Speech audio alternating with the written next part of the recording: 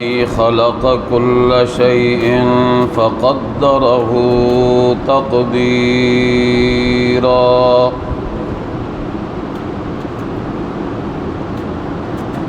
والصلاة والسلام على من أرسل إلى الخلق كافة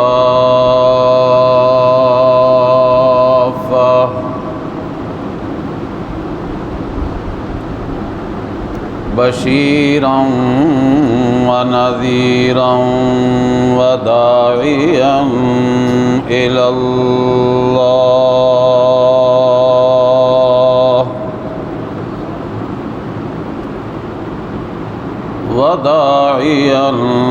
إلى الله بإذنه وسراجا منيرا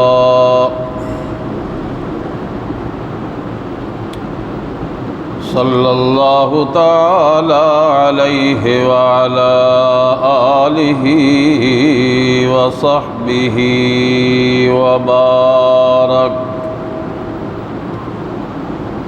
وبارك وسلم تسليما كثيرا كثيرا.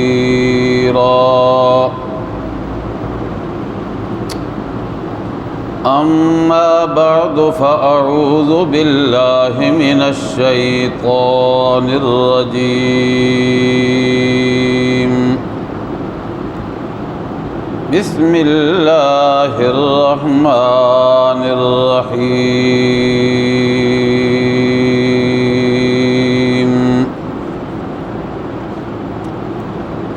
أولم يكفهم أنا أنزلنا عليك الكتاب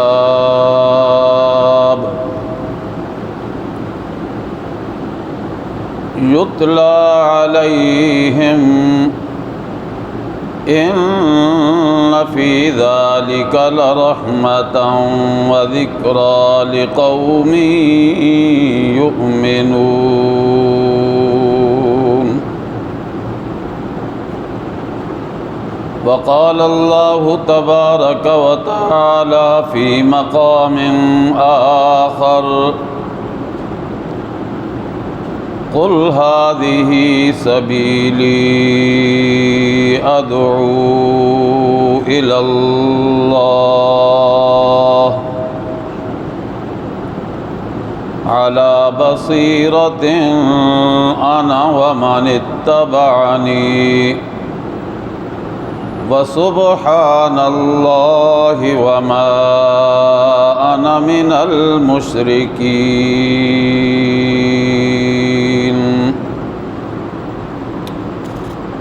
سبحان ربك رب العزة عما يصفون وسلام على المرسلين والحمد لله رب العالمين.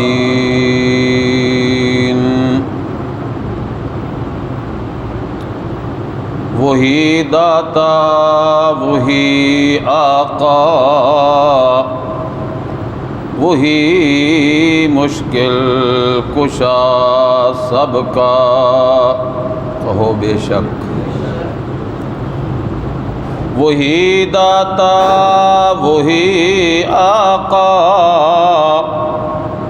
وہی مشکل کشا سب کا، وہی ایک غوث اعظم ہے، یہی للکار دیتے ہیں. جو جلتے ہیں تو جلنے دو، جو ہیں توحید کے دشمن.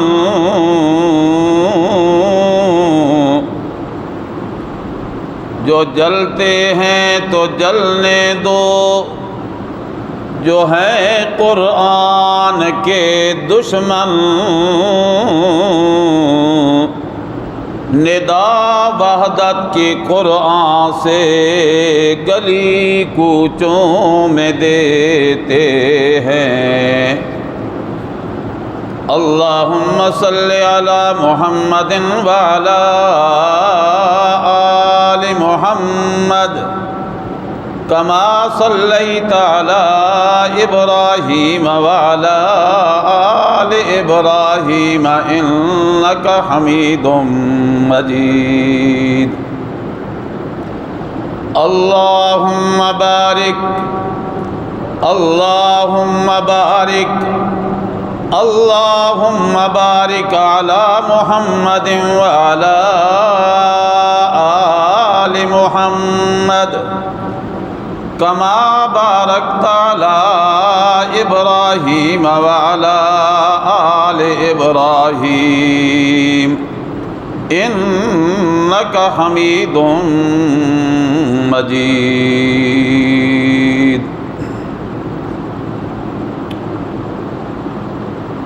جمعیت اشاعت التوحید و سنہ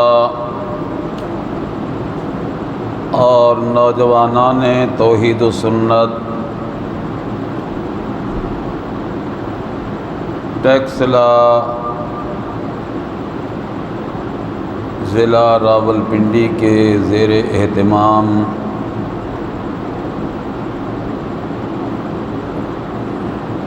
جامع مسجد ابوالقاسم میں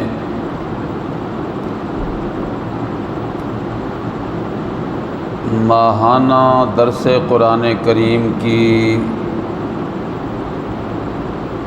آج پہلی مجلس ہے۔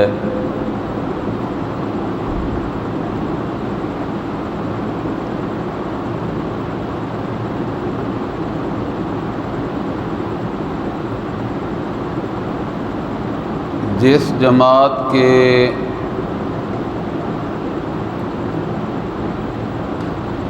زیر اہتمام اور جن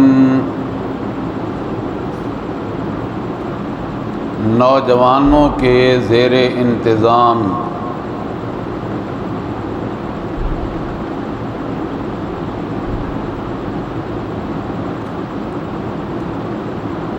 اس سلسلے کا آغاز کیا جا رہا ہے،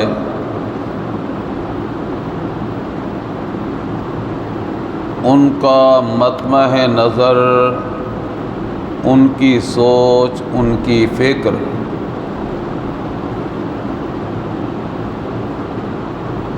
ان کا ذہن، ان کا تصور، ان کے دل کا جذبہ اور ان کی زندگی کی ساری جد و جہد کا مقصد وحید ایک ہی ہے کہ اس دھرتی پہ بسنے والے انسان سچے رب کے واقف ہو جائیں، انہیں پہچان مل جائے اس ذات کی جس ذات نے اپنے قدرت کے اندیکھے ہاتھوں سے بنایا وجود حضرت انسان کا۔ بس ایک ہی غرض ہے کہ اس دھرتی پہ بسنے والے انسانوں کی جبیں جھکے تو اس کے دروازے پہ، دامن پھیلے تو اس کے دہلیز پہ، اور مانگت بن کے خلق خدا اپنے آپ کو پیش کر کے التجائیں کریں تو اس کے دروازے پہ جس کا دروازہ کبھی بند نہیں ہوتا۔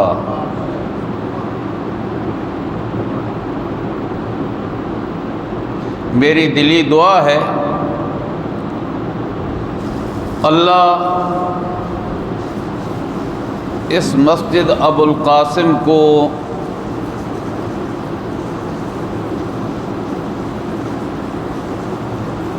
حضرت ابوالقاسم جناب محمد الرسول اللہ صلی اللہ علیہ وسلم کی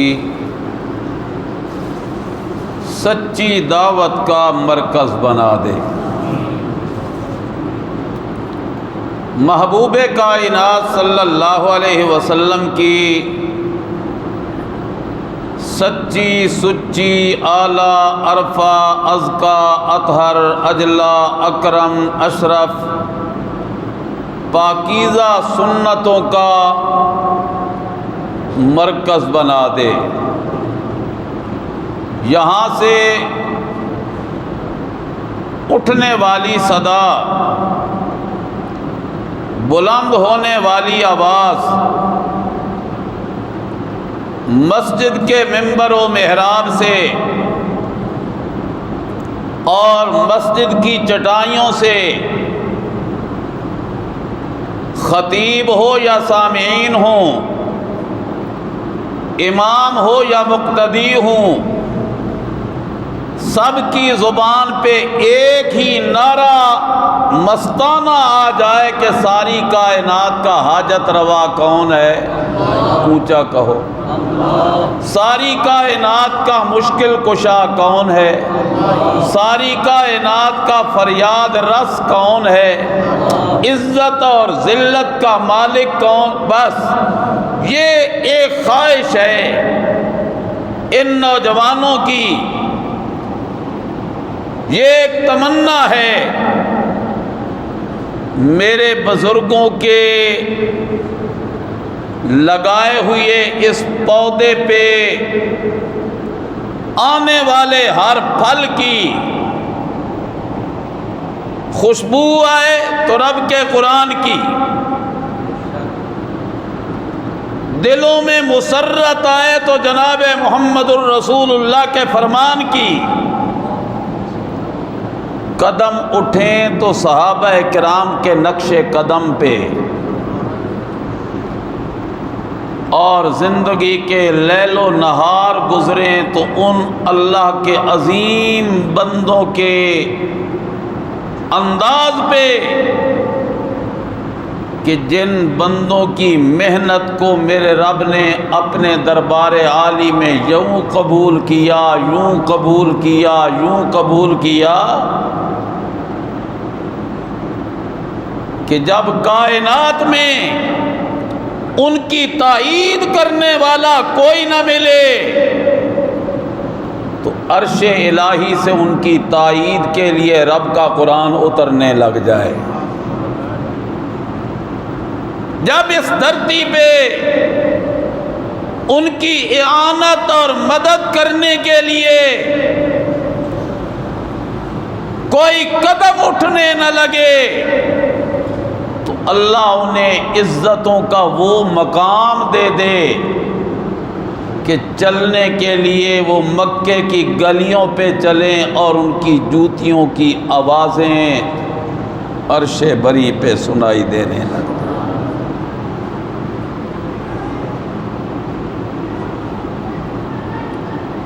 لیکن یہ ساری چیزیں حاصل کیسے ہوں گی؟ تمنا تو ہے، دل کا درد تو ہے، خواہش تو ہے، مگر حاصل کیسے ہوں گی؟ اس کے لیے میرے رب نے عرش بری سے ایک کتاب بھیجی، جو کتاب آئی تو اس دھرتی کی ساری کتابوں کی سردار بن گئی۔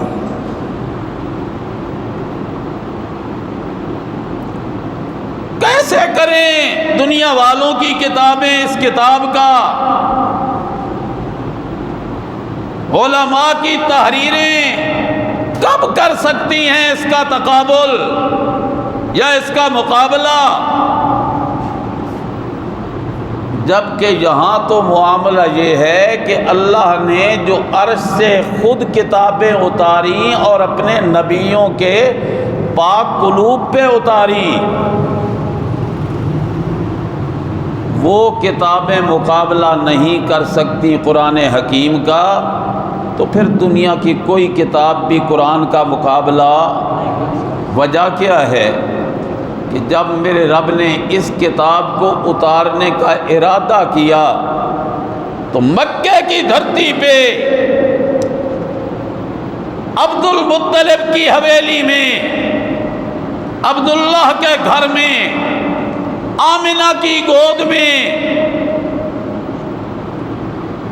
اس عظیم ہستی کو جنم دے کے 40 سال کے بعد سر پہ نبوت کا تاج رکھ کے عرش سے جبریل کو بھیج کے اپنی پاکیزہ کلام کی آیات دے کے میرے محبوب محمد کے قلب اطہر پہ اتار کے یہ اعلان کر دیا، کائنات والو، ذالک الکتاب لا ریب فیہ، یہ وہ عظمت بھری کتاب ہے کہ جس کتاب کی حرکات و سکنات میں رکوع اور پارے تو بڑی دور کی بات ہے، حرکات و سکنات میں بھی لا ریبہ، کوئی شک نہیں۔ اور پھر یہ کتاب آئی کیوں؟ اللہ نے کہا ہدن، ہدایت کا ذریعہ بنا کے بھیجی۔ تو میرے محترم سامعین، پھر درس قرآن کے ہونے چاہیے یا نہیں ہونے چاہیے؟ ہونے چاہیے۔ اور الحمدللہ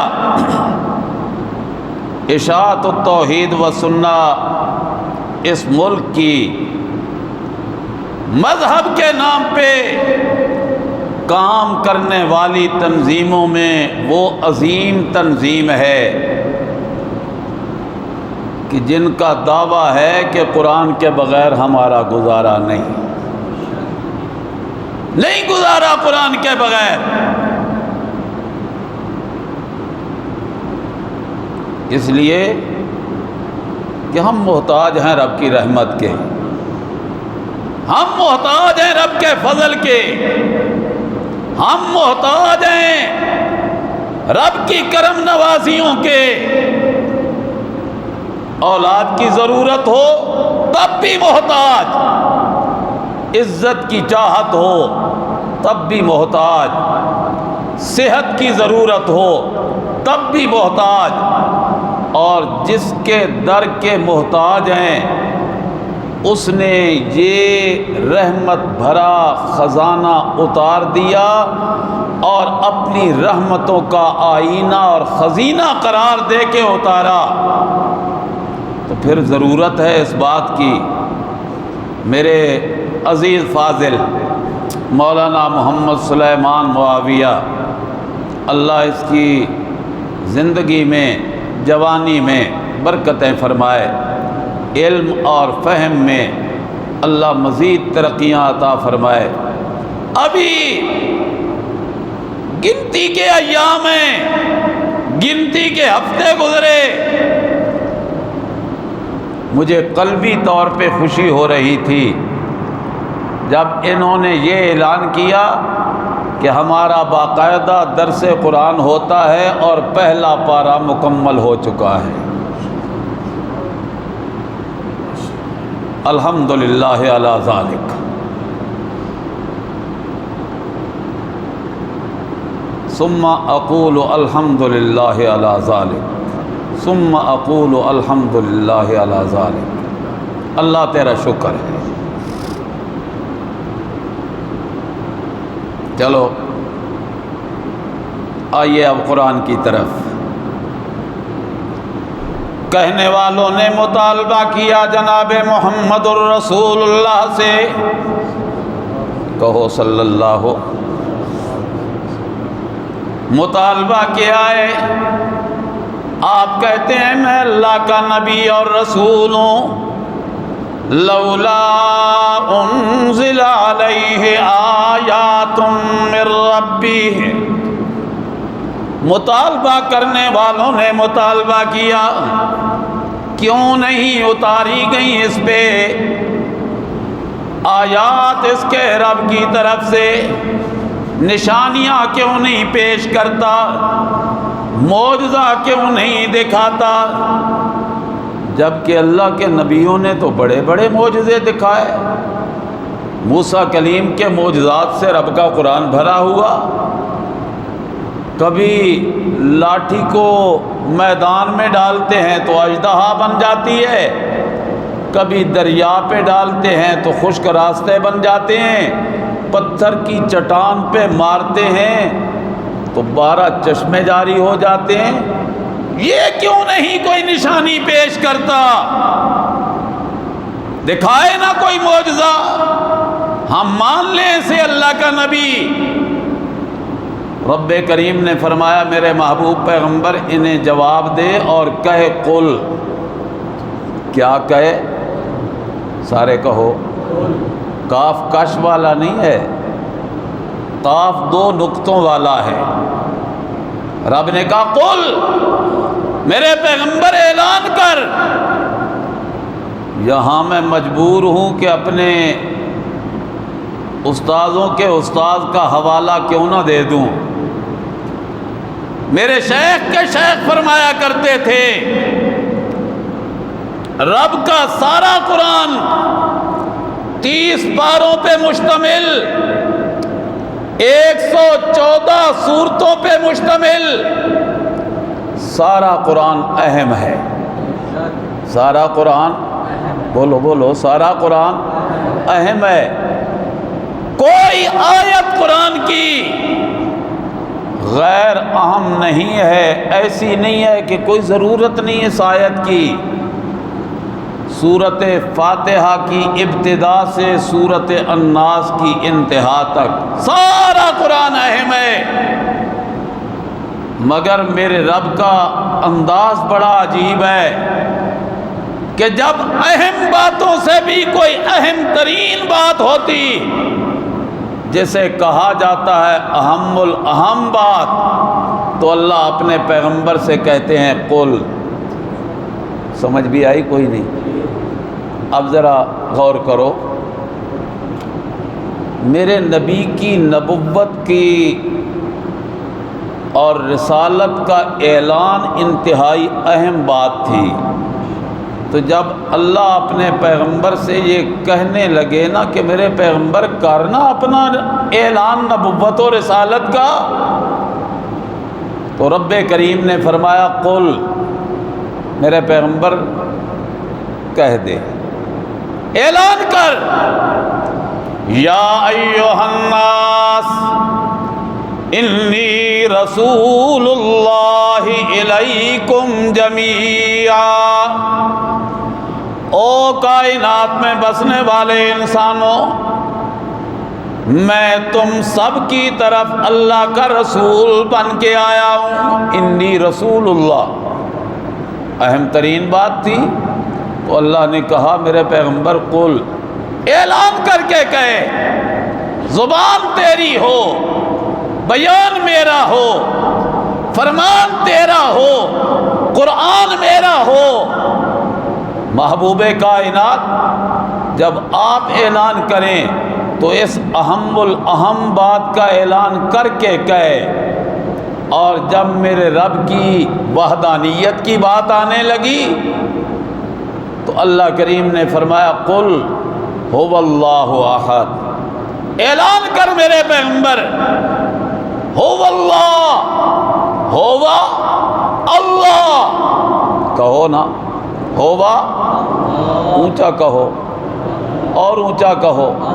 اللہ کے گھر میں بیٹھے ہو، اللہ کا زبان کھول کے نام لو، قل هو اللہ احد اللہ الصمد لم یلد ولم یولد ولم یکن لہ کفوا احد۔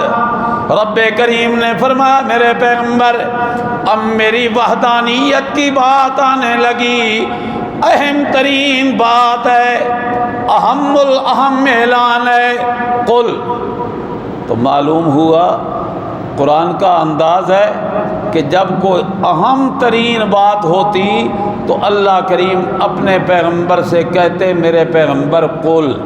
میں نے خطبے میں 2 آیات کا سہارا لیا، ایک آیت اب پڑھ رہا ہوں۔ جب مطالبہ کرنے والوں نے مطالبہ کیا کہ معجزہ کیوں نہیں پیش کرتا، کوئی دلیل کیوں نہیں لاتا، حالانکہ میرے پیغمبر کے معجزات کوئی کم نہیں ہیں، کوئی شک نہیں کہ حضرت عیسیٰ کے معجزات بھی حق، کوئی شک نہیں حضرت صالح کا پیش کیا ہوا معجزہ بھی حق، اس میں کوئی شک نہیں کہ حضرت موسیٰ کلیم کے ہاتھ پہ صادر ہونے والے معجزات بھی حق۔ لیکن خدا کے گھر میں بیٹھا ہوں، رب کا قرآن میرے سامنے ہے، جب میں اپنے محبوب پیغمبر کے معجزات پہ نظر کرتا ہوں نا تو سارے نبیوں کے سارے معجزے اکٹھے کر دیے جائیں، جمع کر دیے جائیں اور میرے محبوب پیغمبر کے معجزات پہ نظر کی جائے تو میرے نبی کے معجزات اعلیٰ بھی ہیں، تعداد میں اکثر بھی ہیں، تعداد میں بھی زیادہ ہیں اور مقام اور مرتبے کے لحاظ سے بھی بڑے عالی ہیں۔ مثلا موسیٰ علیہ السلام سے قوم نے مطالبہ کیا، پینے کو پانی نہیں مل رہا، ذرا اپنے رب سے التجا کر پانی کا انتظام کرے۔ رب نے جب یہ حکایت قرآن میں پیش کی نا، اب تو یہ آپ کے درس میں گزر چکا ہے۔ رب کہتے ہیں اذ استسقى موسیٰ لقومہ، یاد کر میرے پیغمبر وہ وقت۔ یا اپنے شیخ کا معنی کروں تو شیخ فرمایا کرتے تھے رب کہنا یہ چاہتے ہیں اذکر ما قیل لک یا رسول اللہ، محبوب کائنات جی جو کچھ آپ کے لیے کہا جا رہا ہے ذرا اس کا تذکرہ اپنی امت کے سامنے بھی کر، لیکن انداز کیا ہو؟ قرآن رب کا ہو، بیان مصطفیٰ کریم کا ہو صلی اللہ علیہ وسلم۔ کیا مطالبہ قوم نے، رب کہتے ہیں فَقُلْنَا اضْرِبْ بِعَصَاكَ الْحَجَرَ، ہم نے کہہ دیا اے میرے موسیٰ کلیم، قوم مطالبہ کر رہی ہے پانی کا، اضرب بعصاک الحجر، پتھر کی چٹان پہ ذرا لاٹھی مار تو صحیح۔ حضرت موسیٰ نے بھی سوچا ہوگا اللہ لاٹھی تو میں پہلے بھی آزما چکا ہوں، کبھی یہی لاٹھی اژدہا بن گئی، کبھی یہی لاٹھی خشک راستوں کا ذریعہ بن گئی، اب کیا ہوگا؟ رب کریم نے فرمایا میرے موسیٰ لاٹھی مارنا تیرا کام، اور تاثیر پہلے والی نہیں، نئی تاثیر پیدا کر کے قوم کے سامنے بتلا دینا میں رب کا کام ہے۔ یہ اسی لیے تو میرا نظریہ یہ ہے، کہنے والا تو کبھی یوں بھی کہہ دیا کرتا ہے نگاہ ولی میں یہ تاثیر دیکھی بدلتی ہزاروں کی تقدیر دیکھی، نرا جھوٹ بولتا ہے، نرا فراڈ کرتا ہے، قوم کے سامنے غلط بیانی کرتا ہے، یہ تاثیر کسی کی نگاہ میں نہیں۔ اگر ولی کی نگاہ کی تاثیر یہ ہوتی تو ولی کا درجہ کم ہے، نبی کا درجہ زیادہ ہوتا ہے، پھر نبی کی نگاہ کی تاثیر نے کام کیوں نہ کیا؟ حضرت نوح پیغمبر ہے، بیٹے پہ نگاہ پڑتی تھی کہ نہیں پڑتی تھی؟ بیٹے پہ نظر بھی پڑتی تھی مگر تاثیر بدلی کوئی نہ۔ حضرت ابراہیم کا باپ ہے، نبی کی نگاہ نے اثر نہ کیا۔ پتہ یہ چلتا ہے کہ اب یہ دعویٰ ہمارا کیا ہے؟ ہم یہ کہتے ہیں حکم خدا میں یہ تاثیر دیکھی، اونچا کہو اونچا کہو، حکم خدا میں یہ تاثیر دیکھی، حکم خدا میں یہ تاثیر دیکھی، بدلتی ہزاروں کی تقدیر دیکھی۔ رب کریم نے فرمایا میرے موسیٰ لاٹھی مارنا تیرا کام، اور اس لاٹھی کی تاثیر بدل کے پانی کے چشمے جاری کرنا میرا کام۔ معجزہ ہے حضرت موسیٰ کلیم کا، میں نے پہلے بھی عرض کیا بڑے معجزات دیے اللہ نے نبیوں کو، لیکن ایک بات ذہن میں رکھنا کہ ہر نبی کا معجزہ برحق، میرے نبی کے معجزات بھی حق، لیکن عقیدہ یہ رکھنا ہے کہ معجزے میں ہاتھ نبی کا ہوتا ہے اور مرضی اللہ کی ہوتی ہے۔ بڑا کمال ہے، لیکن کب کریں مقابلہ میرے نبی کے معجزات کا؟ صحابہ آئے کہتے ہیں یا رسول اللہ پینے کو پانی نہیں، وضو کرنا ہے، پانی ختم ہو چکا ہے۔ آپ نے فرمایا مشکیزوں سے پانی انڈیلو، اکٹھا کرو اکٹھا کرو۔ کسی کے مشکیزے سے ایک قطرہ نکلا، کسی سے 2 قطرے نکلے، بس اتنا پانی نکلا کہ بمشکل جناب رسول اللہ صلی اللہ علیہ وسلم کی انگلیاں اس میں ڈوبی۔ صحابہ کہتے ہیں رسول اللہ کا ہاتھ ڈالنے کی دیر تھی کہ ہم یہ دیکھ کے حیران ہو گئے کہ رسول اللہ کی انگلیوں کے درمیان سے پانی کے چشمے ابل پڑے۔ اب میرا دعویٰ حق ہو گیا نا کہ میرے نبی کے معجزات کی تعداد بھی زیادہ ہے اور میرے نبی کے معجزات کی شان اور مقام بھی عالی ہے۔ جب کیا مطالبہ کرنے والوں نے تو رب نے کہا میرے پیغمبر قل، اہم الاہم بات ہے کہ معجزہ نبی کا ہاتھ استعمال ضرور ہوتا ہے، لیکن اختیار نبی کا نہیں ہوتا، اختیار رب کا ہوتا ہے۔ قل، اعلان کر میرے پیغمبر، انما الآیات عند اللہ، معجزات پہ اختیار کس کا ہے؟ میں کون ہوں؟ انما انا نذیر مبین۔ اور اگر کوئی دائمی معجزہ دیکھنا ہے مطالبہ کرنے والوں، کیا تمہارے پاس رب کی وحی نہیں ہے پہنچی؟ رب کا قرآن نہیں پہنچا؟ میرے نبی کے قلب اطہر پہ اترنے والا عظیم کلام نہیں پہنچا؟ رب نے کہا اولم یکفہم انا انزلنا علیک الکتاب، اولم یکفہم، کیا ان کو یہ کافی نہیں؟ سینوں کو اللہ کی توحید سے لبریز رکھنے والوں، ذرا میری بات کا جواب اونچی آواز سے دینا ہوگا۔ قرآن ہمارے لیے کافی ہے کہ نہیں؟ کافی ہے۔ جبھی تو میرے عمر نے کہا تھا حسبنا کتاب اللہ، ہمیں اللہ کی کتاب کافی ہے، لیکن مت کسی کے ذہن میں یہ خیال جائے کہ اشاعت التوحید کا ایک ورکر یہ کہہ رہا تھا اللہ کی کتاب کافی ہے۔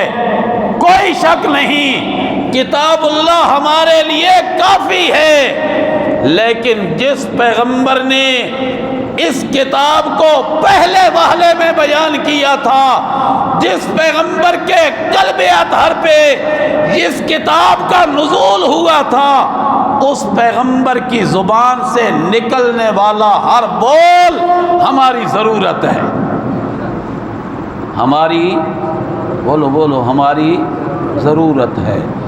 اللہ کی کتاب کو بھی مانیں گے، نبی کی سچے فرمان کو بھی مانیں گے، لیکن اس بات کو بھی ذہن میں رکھ لینا چاہیے کہ نبی کا فرمان رب کے قرآن کے خلاف ہو نہیں سکتا۔ یہ چند بنیادی باتیں میں نے آج آپ کو سمجھائی ہیں۔ پہلا درس ہے، اور پہلے درس میں کچھ اصول ذہن میں رکھ لیجئے۔ آگے دروس ہوتے رہیں گے، مدرس آتے رہیں گے، بیانات ہوتے رہیں گے، لیکن ذہن میں یہ بات پختہ ہونی چاہیے کہ قرآن ہمارے لیے رب کی کتاب ہدایت کا کافی ذریعہ ہے، اور اس کو سمجھنے کے لیے ہم محتاج ہیں جناب محمد الرسول اللہ کے ارشادات کے، اور پھر رسول اللہ کے ارشادات پہ عمل کرنے والی صحابہ کرام رضوان اللہ علیہم اجمعین کی پاکیزہ جو جماعت تھی، اس پاکیزہ جماعت نے جس دستور پہ چل کے زندگی گزاری، ہم بھی اسی لائن پہ چل کے زندگی گزاریں گے۔ یہی منشور ہے، یہی دستور ہے، یہی مطبع نظر ہے، یہی قوم کے سامنے پیش کرتی ہے اشاعت التوحید والسنہ، اور یہی جذبہ ہے اس جماعت کے نوجوانوں کا، اور ذہن یہی ہے۔ اللہ کرے قوم کا ذہن رب کے قرآن کی طرف آ جائے، قوم کا ذہن جناب محمد کریم کے فرمان کی طرف آ جائے۔ بس میں اپنی بات کو اختتام کی طرف لے کے جا رہا ہوں۔ میں نے قرآن کریم کی دوسری آیت کا سہارا لیا تھا، رب کریم وہاں بھی اہم الاہم بات تھی تو کہا، میرے پیغمبر اعلان کر کے کہہ دیجئے، ہذہ سبیلی ہذہ سبیلی قل ہذہ سبیلی، اعلان کر میرے پیغمبر، یہی ہے میں محمد کی راہ، یہی ہے میرا راستہ۔ کون سا راستہ ہے؟ رب کا قرآن سورۃ بقرہ میرے محمد کی راہ ہے۔ بولو حق سچ۔ قرآن کریم کی سورۃ آل عمران میرے محمد کی راہ ہے، سورۃ نساء میرے پیغمبر کی راہ ہے۔ 114 سورتوں پہ مشتمل رب کا کلام، 6600 سے زائد آیات پہ مشتمل یہ لا ریب کتاب میرے رب کی۔ اللہ کریم فرماتے میرے پیغمبر اہم الاہم بات ہے، کہہ دے ہذہ سبیلی، اور خلاصہ اس راستے کا کیا ہے، قرآن کا مدعا کیا ہے، اس کلام کا موضوع اہم کیا ہے، ادعو الی اللہ، میری دعوت کس کی طرف؟ میری دعوت کس کی طرف؟ ہماری بھی دعوت کس کی طرف؟ ہم بھی چاہتے یہ ہے کہ یہ ہاتھ رب نے دیے ہیں، اٹھے تو رب کے دروازے پہ، علی حجویری کے دروازے پہ نہ، یہ پیشانی رب نے دی ہے، جھکے تو رب کے دروازے پہ، بری امام کے دروازے پہ نہ، یہ دل میرے رب نے دیا ہے، اس دل سے فیصلہ کر کے ہم یہ عقیدہ بنا لیں کہ ہمارا مشکل کشا علی نہیں، ہمارا مشکل کشا کون ہے؟ اللہ کرے یہ بات امت کے ذہنوں میں پختہ ہو جائے، اور یہ بات کوئی بے دلیلی نہیں، ریت کی دیوار پہ نہیں، پیغمبر کریم کہتے ہیں ہذہ سبیلی ادعو الی اللہ علی بصیرۃ، علی اونچا کہو، سب کہو، علی بصیرۃ، صاحب روح المعانی کہتے ہیں علی حجت واضحہ، دلیل قاطعہ، بڑی پکی دلیل ہے، بڑی واضح حجت ہے، ایسی حجت، ایسی دلیل جس دلیل کو کائنات کی کوئی دلیل کاٹ نہ۔ اور یہ جو دعوت ہے، فرمایا آنا، میں پیغمبر بھی اسی دعوت کا داعی ہوں، ومن اتبعنی، اور جو میرے پیروکار ہیں وہ بھی اسی دعوت کے داعی ہے۔ الحمدللہ ہمیں دعویٰ ہے کہ ہم نبی کے پیروکار ہیں، ہاتھ بلند کر کے کہیں ہم نبی کے ہم نبی کے اللہ فرماتے ہیں میرے پیغمبر تو گارنٹی دے دے کہ میری دعوت کا محور بھی رب کا قرآن ہے اور میرے متبعین کی دعوت کا محور اور مرکز بھی رب کا، اور قرآن کا مرکزی عنوان کیا ہے؟ سبحان اللہ۔ کہو، اونچا کہو۔ بڑا سادہ سا لفظ ہے اور اذکار میں پہلا ذکر ہے۔ تسبیح لینے والا ہاتھ میں جو ہی پکڑتا ہے تو کہتا ہے سبحان اللہ، سبحان اللہ، سبحان اللہ۔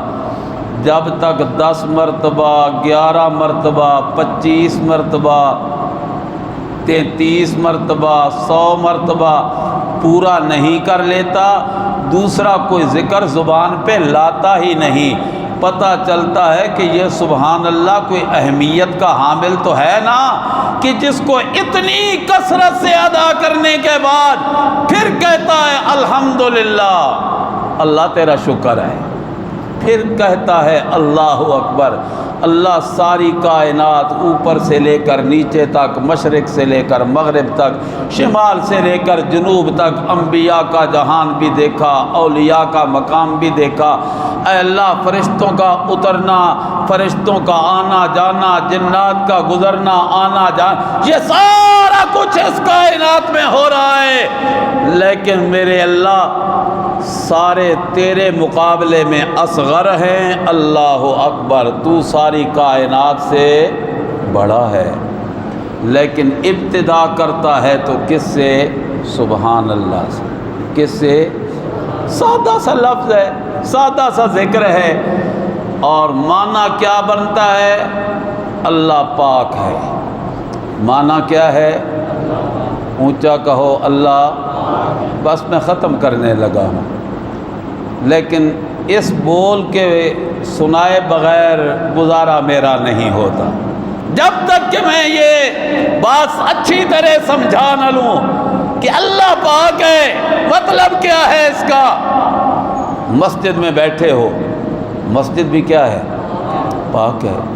باوضو ہو کے بیٹھے ہو، بدن بھی کیا ہے؟ کپڑے اجلے پہن کے آئے ہو، کپڑا بھی کیا ہے؟ اور جس قرآن کا درس سن رہے ہو، یہ قرآن بھی کیا ہے؟ جس نبی کا کلمہ پڑھا ہے وہ نبی بھی کیا ہے؟ سبحان اللہ، سبحان اللہ، سبحان اللہ۔ نبی تو پاک ہے ہی، اشاعت التوحید کا ایک ادنا سا کارکن ہوں۔ میرا نظریہ اگر برداشت ہو جائے تو میرا نظریہ تو یہ ہے، میرا نبی تو پاک ہے ہی، میرا نبی کا ابو بکر بھی پاک ہے، میرے نبی کا عمر بھی، میرے نبی کا عثمان بھی، میرے نبی کا علی بھی، حضرت حسن اور حسین بھی، اور اگر دل مان لے اور بالیقین مان لے تو میرے نبی کا امیر معاویہ بھی پاک ہے۔ کعبے کی چھت پہ آذان کا بول بولنے والا میرے نبی کا بلال بھی پاک ہے۔ اور جب ہم کہتے ہیں اللہ پاک ہے تو پھر پاکی پاکی میں بڑا فرق ہوتا ہے۔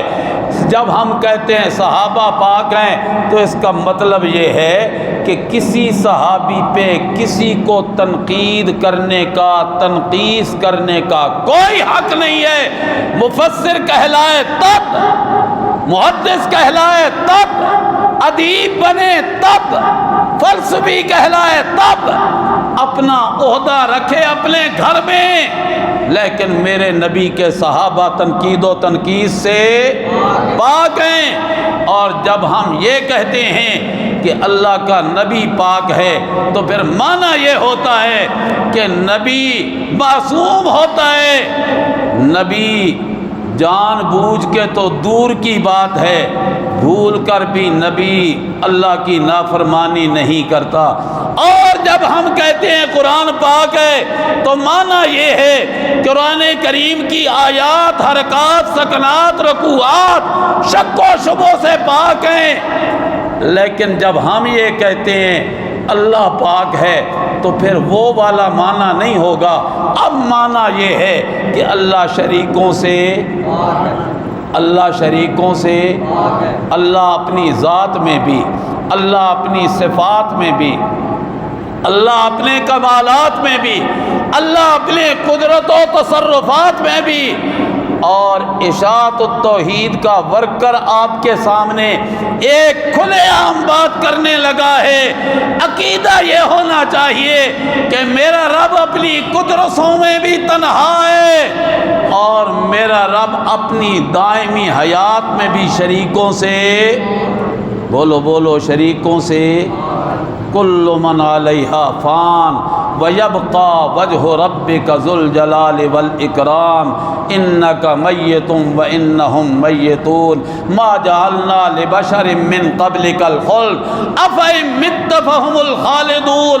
رب کریم فرماتے ہیں کائنات ساری کی ساری مل جائے، اپنا مقام عالی رکھنے والی کیوں نہ ہو، مگر رب کا ساجی اور شریک کوئی نہیں، تو پھر اب کہو سبحان اللہ، اللہ شریکوں سے پاک ہے۔